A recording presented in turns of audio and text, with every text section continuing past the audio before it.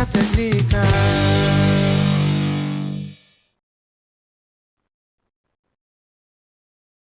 Mari belajar, kita berkarya, menjadi yang terbaik di udara.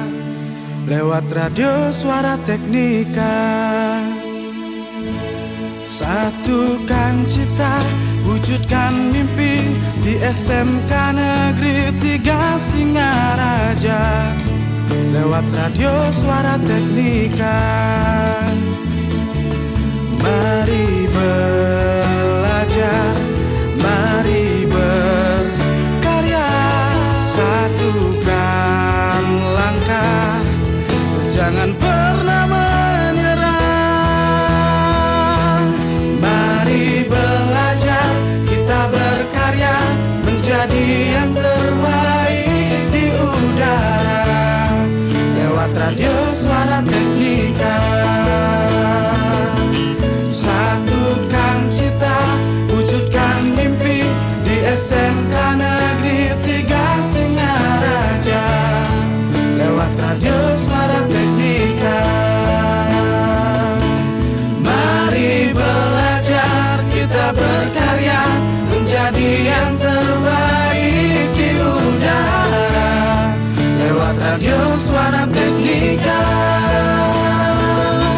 Satukan cita, wujudkan mimpi di SMK Negeri 3 Singaraja. Lewat radio Suara Teknika.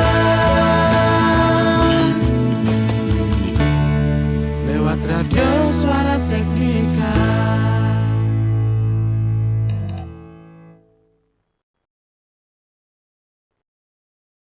The best mix of music. 107.7 FM.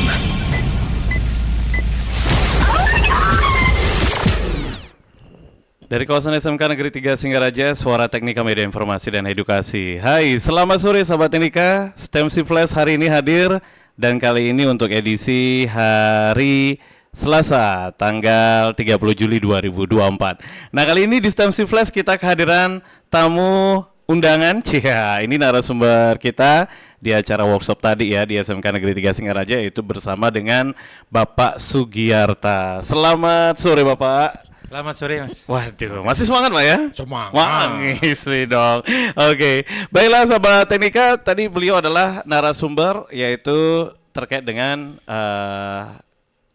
penyusunan modul ajar kolaboratif yang dilaksanakan di SMK Negeri 3 Singaraja dengan peserta yaitu dari SMK baik negeri dan swasta se-Kabupaten Buleleng. Nah, beliau ini adalah praktisi pendidikan Task Force Kurikulum SMK ya Bapak ya? Oke, dan ini datangnya dari Malang ke Buleleng. Waduh, berapa jam itu Pak? Berapa ya, berangkat jam 4 sampai sini jam 9. Jam 9. Jam 12. Oh, waduh. Iya, nggak apa ya, penting bisa jalan-jalan ya Pak. Sudah keliling ya Pak ya? Alhamdulillah sudah. Oke, nanti akan diajak keliling lagi sama Bu Nilon ini. Oke, Bapak bagaimana Pak terkait dengan workshop tadi di SMK 3 Singaraja? Silakan Pak. Baik, terima kasih. Yang kami sudah lihat dari situasi workshop tadi, yang jelas memang kami memang punya tugas dari Task Force Kurikulum itu punya tugas untuk mengenalkan kurikulum Merdeka itu seperti apa sih gitu kan. Dan memang di antara salah satu pendekatan yang harus dilaksanakan adalah TEVA itu. Nah, memang banyak sekolah atau guru-guru yang belum klik benar. Kita juga paham bahwa guru kita selama ini kan selalu diberikan standar-standar harus bagaimana persis gitu ya, kayak dibuatkan SOP gitu. Nah, sementara untuk kurikulum Merdeka ini kan mereka harus bebas mengkreasi. Ini kayaknya seperti bahasa deh. Jadi bebasnya kurikulum itu seperti bahasa. Jadi kalau ada bahasa Jawa, kalau nasi itu sego, kalau bahasa Indonesianya nasi itu nasi, bahasa Bali mungkin ada yang lain apa, kalau nasi apa? Ajengan. Okay. Sebenarnya ketika masing-masing orang itu ngomong tentang ajengan, tentang nasi, tentang sego, kan semuanya paham bahwa yes itu kan. Iya, betul. Nah, sebenarnya kurikulum Merdeka itu maunya kayak gitu, bahwa masing-masing memberikan berdasarkan orientasi mereka masing-masing, kemudian akan ketemu tujuannya masing-masing. Jadi Sama tidak harus berarti gitu, Pak, tidak ya? harus tidak harus sama langkahnya, tapi tujuannya sama. Tentang nasi tadi, Iya, ada yang betul. bilang ajengan, ada yang bilang seko, ada yang itu maksudnya kurikulum merdeka. Jadi jangan pusing dulu. Aduh, apa ini ada yang baru? Enggak, itu hanya pendekatannya saja yang baru. Iya. Jadi konteksnya sebenarnya sama gitu. Jadi kami mau mencoba untuk memudahkan teman-teman memahami itu gitu. Sehingga kita harus datang ke sini dan memberikan ya oke lah bahwa sesuatu yang baru pasti perlu fase itu. Iya, betul. Nah, kita sedang menempuh itu sehingga kami pun tidak terlalu risau bahwa sekarang ini belum tercapai, tapi mudah-mudahan dengan intensitas kita, kesungguhan kita, mudah-mudahan yang ke depan itu hasilnya akan seperti yang kita harapkan. Iya, Kira-kira. oke, luar biasa. Nah, untuk SMK Negeri 3 Singaraja ini memang terus terang ini kan permintaan khusus ya kemarin ketika Bu Kepala Sekolah ketemu saya, tolong saya dibantu gitu ya, adalah ayo tak bantu. Nah, dan akhirnya kesempatannya ketemu.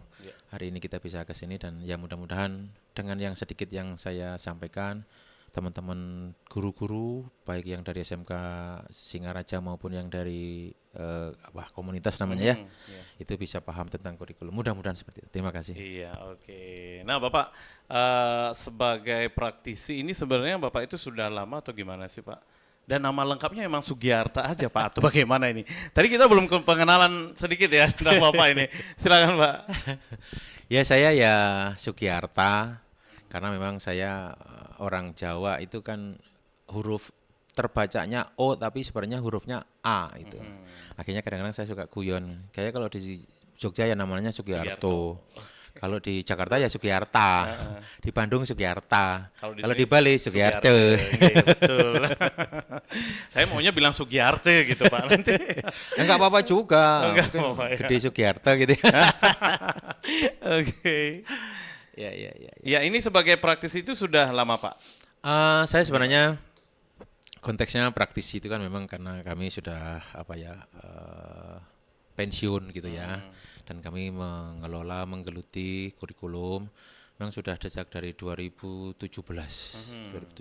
kami sudah tidak aktif lagi, dan kami memang awalnya dulu kan selalu melaksanakan kegiatan pengembangan guru kejuruan. Iya. Sehingga ilmu kami, pengalaman kami tentang guru kejuruan ini kita lanjutkan untuk membantu kementerian dalam rangka pelaksanaan implementasi kurikulum merdeka.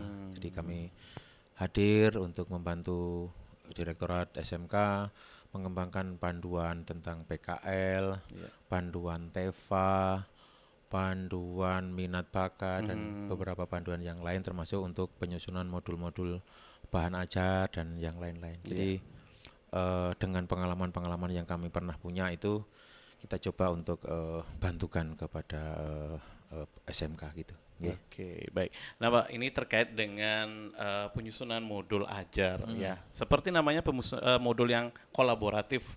Ya, ini yang seperti Bapak tadi sampaikan juga gitu. Kayak di penekanan di sana juga banyak ya, Pak ya, terkait dengan kolaborasi. Ya.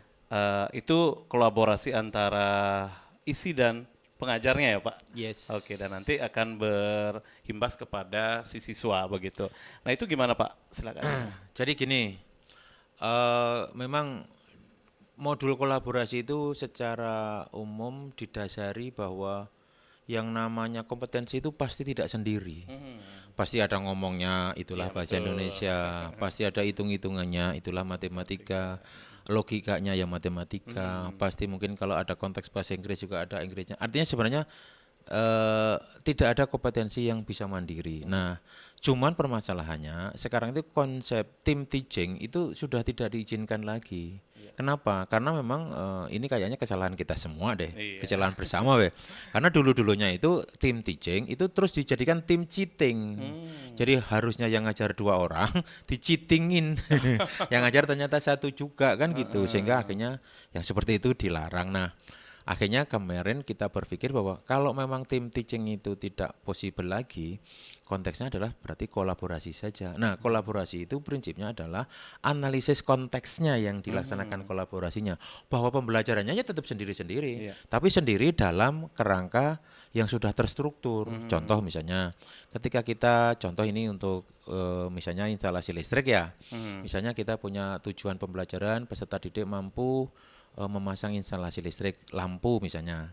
Nah, nanti ketika memang itu TP modul ajarnya konsentrasi kalian itu memasang instalasi itu lampu itu, berarti nanti guru bahasa Indonesia harus membahasnya kontennya tentang lampu. Jangan tentang Pak Tani atau jangan tentang apa yang lain. Jadi ini sebenarnya penting untuk membuat efektivitas dan efisiensi isi otaknya anak-anak. Jadi jangan sampai nanti ketika memang konsentrasi kalian mau mengangkat tentang lampu, misalnya 2 minggu lagi tentang lampu misalnya, sejak minggu pertama bahasa Indonesia sudah ngomong tentang lampu dengan berbagai jenis lampu, sehingga nanti keren ini. Jadi nanti bahasa Indonesia itu bisa mendukung tentang menjelaskan tentang domedisi lampu, jenis-jenis lampu, beli lampu di mana, harga lampu di mana. Baru setelah itu 2 minggu berikutnya ketika masang instalasi listrik, konsep lampu itu sudah ada di kepalanya anak oleh guru bahasa Indonesia. Pas nanti guru kejuruan tinggal melanjutkan saja. Nah, seperti ini sebenarnya harapan kami, sehingga dan ini juga harus untuk mata pelajaran yang lain. Mungkin bahasa Inggris juga, mungkin matematika juga. Nah, sehingga junctioning-nya atau koneksinya itu di mana? Nah, kita akan serahkan. Nah, seperti tadi kita bilang bahwa sebenarnya kurikulum Merdeka itu maunya kita bahwa masing-masing sekolah itu punya inovasi. Caranya beda boleh, strateginya beda iya, nggak ada masalah. Yang penting bahwa tujuannya memasang instalasi tadi tercapai. Dan memang ya begitu gitu loh. Nah, oleh karena itu memang dalam konteks namanya penyelarasan kurikulum pasti tidak melupakan dari dunia kerja. Mereka lah yang tahu bahwa standarnya harus begini, langkahnya harus begitu, sehingga precisely bahwa yes it is the quality. Jadi kualitas itu mau dilaksanakan oleh profesional ya begitu, oleh siswa pun ya harus begitu. Jangan sampai berlindung karena ini dilaksanakan oleh siswa sehingga Pak tolonglah ini karena siswa jadi gini-gini boleh ya? Nggak boleh, itu namanya bukan profesional itu loh.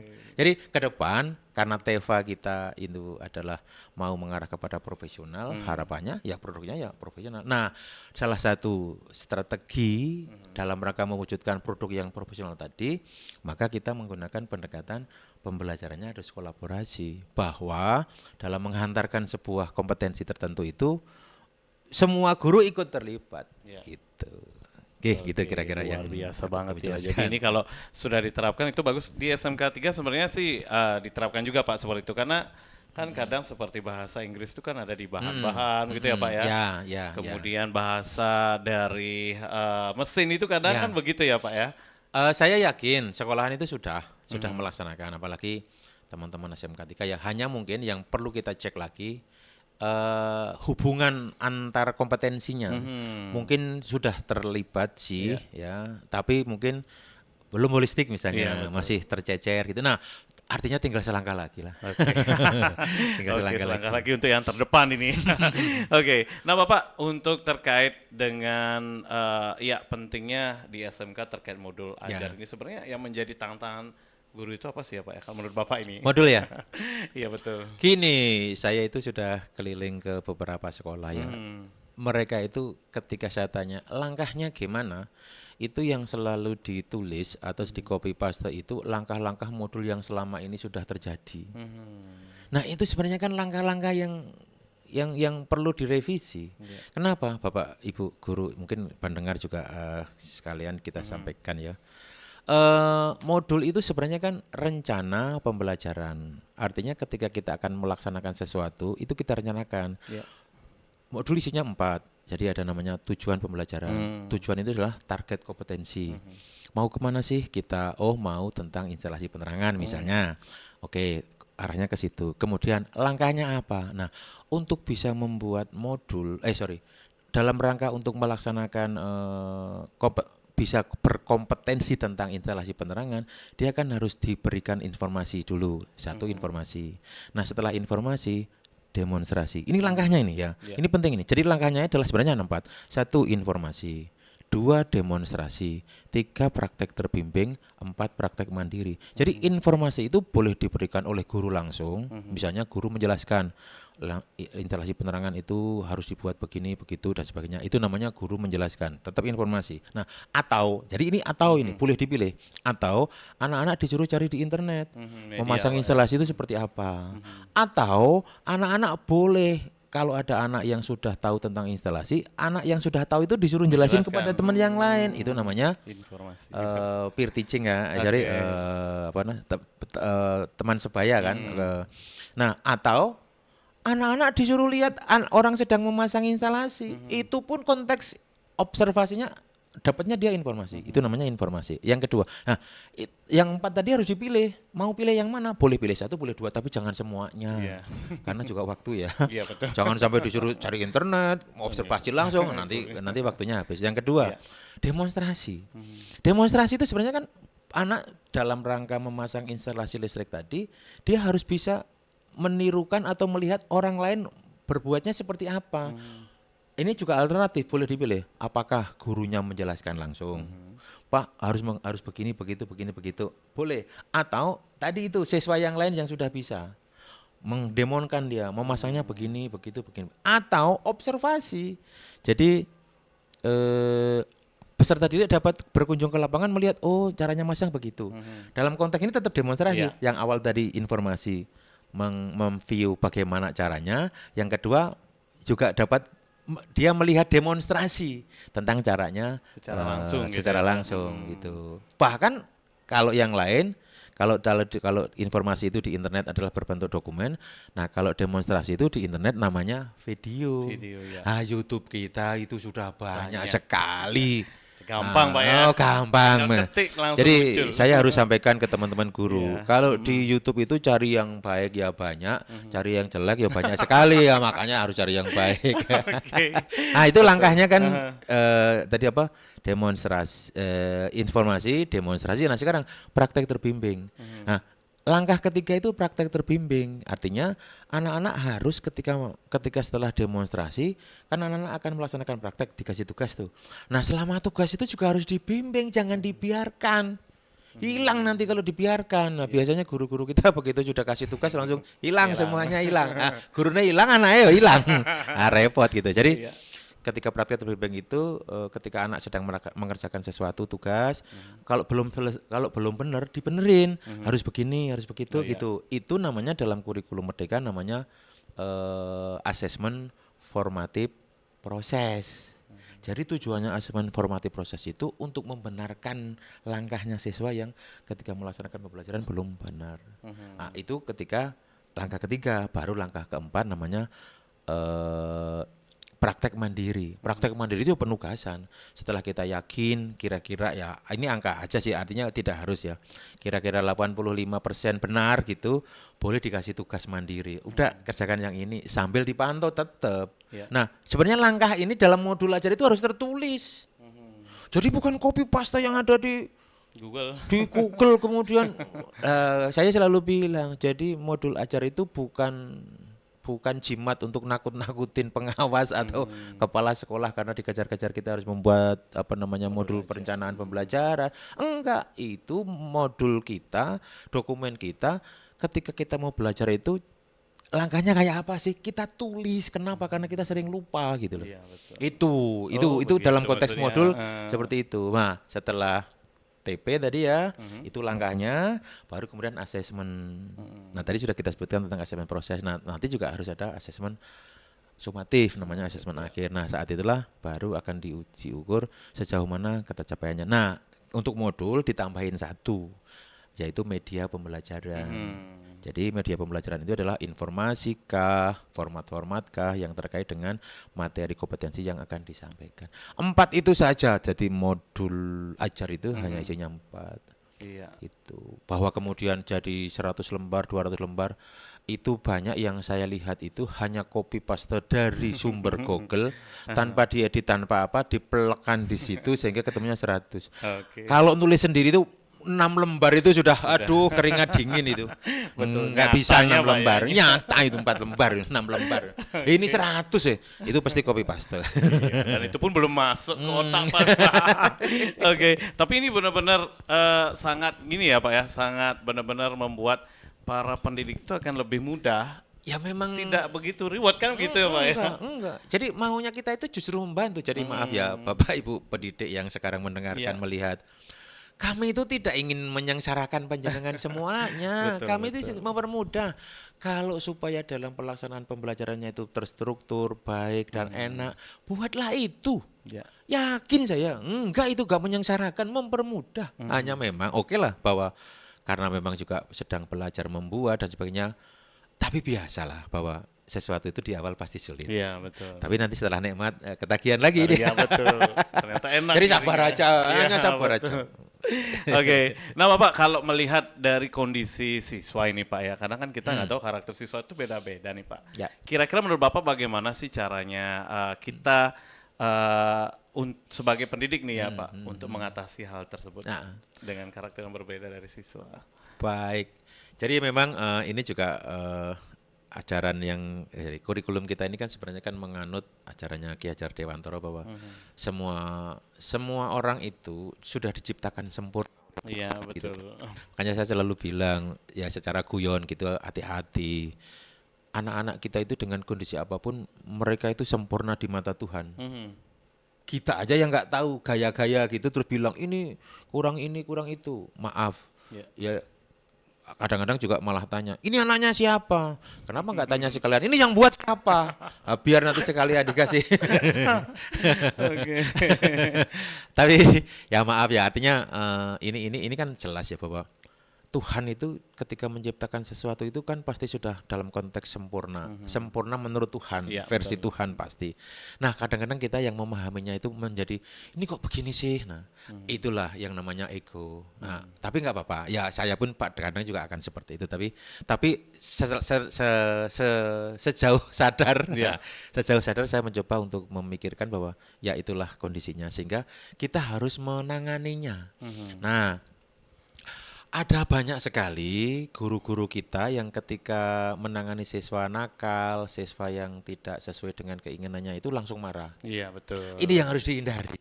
Jadi kadang-kadang saya juga sindir-sindir juga sama guru-guru bro. Sebenarnya anak-anak marah itu kan kita kan kena hukum karma saya bilang.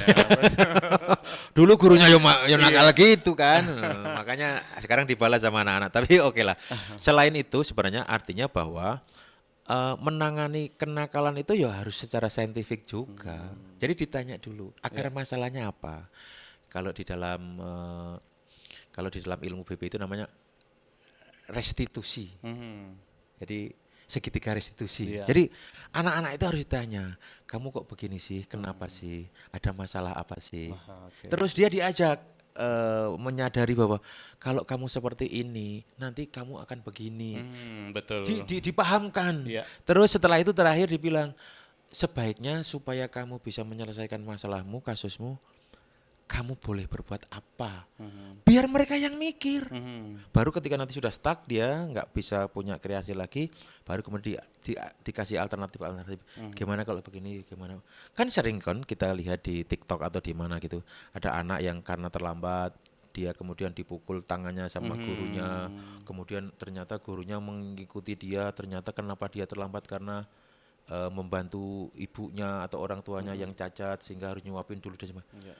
Ini kan penyesalan ini kan nggak boleh terjadi di guru-guru Iya, kita. betul. Jadi ketika anak-anak itu mungkin karena terlambat karena ditanya, oh mereka itu bisa ngomong kok, Iya. asal saja dijustifikasi, kamu pemalas, kamu ini, enggak lah, tolong deh. Jadi segitiga restitusi itu walaupun mungkin kita bukan guru BPBK tapi ya diaplikasikan sebisanya. Intinya bahwa ketika kita tahu masalahnya, solusinya insya Allah akan baik. Gitu. Iya, Jadi harus tahu masalahnya dulu. Betul banget, benar-benar. Dan saya memang merasakan seperti itu Pak.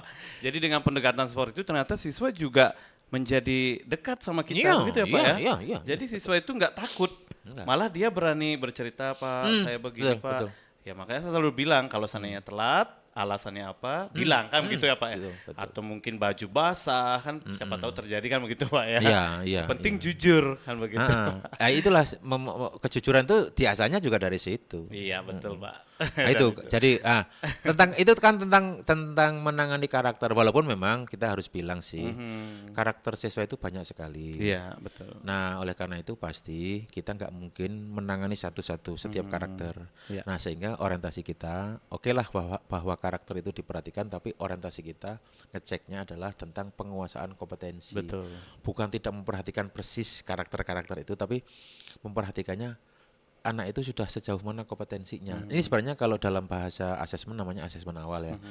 Penting bahwa setiap kali mau memberikan pembelajaran target kompetensi tertentu, dicek dulu anak-anak itu kompetensinya sudah pakai sejauh mana. Contoh misalnya ada 5 level ABCD level. Anak yang posisi di A pasti pembelajarannya berbeda dengan posisi di B. Posisi di C juga berbeda lagi. Contoh misalnya gini, ada anak yang mau pergi ke Malang, anggap saja. Posisinya di mana? Singaraja. Yo pasti berbeda dengan yang di Denpasar dong. Iya betul. Posisinya berbeda lagi dengan yang di NTT Iya. dong, kan gitu. Iya. Kalau yang NTT harus naik pesawat misalnya, kalau yang Denpasar harus naik ke Singaraja. Kalau yang sekitarnya langsung nyebrang aja kan sampai ke Malang. Jadi konteks pembelajaran itu seperti itu, bahwa posisi yang berbeda, awal yang berbeda itu akan membedakan treatment ketika untuk membantu mereka sampai kepada tujuan yang disampaikan. Sama. Aduh Harusnya luar gitu. biasa. Ilustrasinya gitu. Bapak nggak terasa waktu ya Pak ya. Iya, Kita iya, berbincang-bincang kan pengen banget nih banyak tahu dan juga pengalaman dari Bapak Sugiarta sendiri ini ya, dari Sugiarto menjadi Sugiarta ke Sugiarte. Oke Pak, sebagai closing statement ada yang ingin disampaikan untuk masyarakat dan juga untuk sahabat Teknika. Silakan Pak.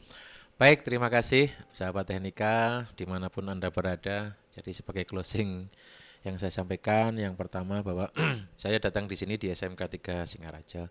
Memang saya ke sini memang karena mendukung semangatnya teman-teman SMK Negeri 3 Singaraja ini. Mereka juga akan melaksanakan pembelajaran TEFA ke depan. Harapannya memang dengan pembelajaran melalui produksi itu, kompetensi anak didiknya akan menjadi lebih terjamin. Artinya kompetensi yang dicapai, kompetensi yang dimiliki akan sesuai dengan kompetensi yang ada di dunia kerja. Dan memang untuk teman-teman dari SMK Negeri 3 Singaraja, berbuat baik itu tidak selalu mudah. Berbuat baik itu penuh dengan pengorbanan, dengan upaya, effort dan sebagainya. Tapi jangan menyerah. Kebaikan akan tersimpan sebagai kebaikan seperti karma gitu ya. Iya, Jadi karma baik itu insya Allah akan tersimpan. Nah, oleh karena itu jangan menyerah. Jangan jangan cepat putus arang, patah arang, maaf. Terus berusaha, mudah-mudahan yang kita inginkan akan tercapai. Demikian yang dapat kami sampaikan. Mudah-mudahan yang sedikit ini bisa membantu teman-teman untuk menyelesaikan masalah pendidikan. Terima kasih. Iya, baik. Terima kasih banyak Bapak Sugiarto yang sudah menyampaikan banyak terkait dengan modul ajar kolaboratif ya. Oke, dan pastinya motivasi ini akan membuat para pendidik itu menjadi lebih semangat lagi untuk menjadi pendidik yang baik, yang luar biasa, yang menghasilkan anak didik yang baik pula. Baik, sahabat Teknika, demikianlah bincang-bincang kita hari ini. Terima kasih banyak Bapak. Ya, Iya, hati-hati di Kota Malang. Jangan lupa oleh-oleh Malangnya. Udah lewat ya, nanti Udah kalau kesini ketinggal. lagi Pak. Oke, baik sahabat Teknika, terima kasih juga buat Anda yang sudah menyaksikan acara ini live di Facebooknya Suara Teknika Singaraja, kemudian di YouTube SMK Negeri 3 Singaraja Official and then Radio 107,7 FM. Saya Gusti Bagus bersama dengan Bapak Sugiarta. Sugiarte. Pamit undur diri. Majulah pendidikan Indonesia, salam SMK bisa, SMK hebat, STEM si jaya, STEM si mantap. Salam dan bahagia. Sampai jumpa.